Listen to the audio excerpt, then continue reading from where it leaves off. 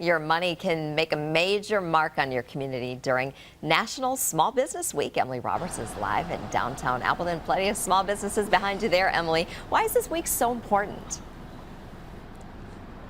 Tammy, the clock is ticking to celebrate all the hard work that goes into running a small business. Probably more work than a lot of us realize.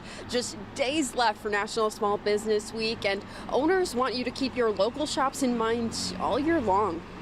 Get shopping.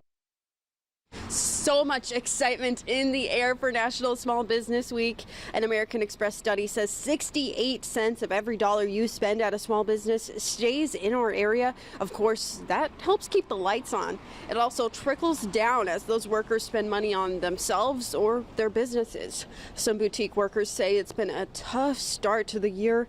The owner of Lillian's of Appleton said shoppers are coming in less often right now. She's noticing a slower College Avenue.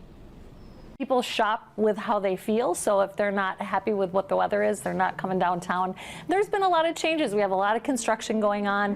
There's a lot of movement in downtown Appleton.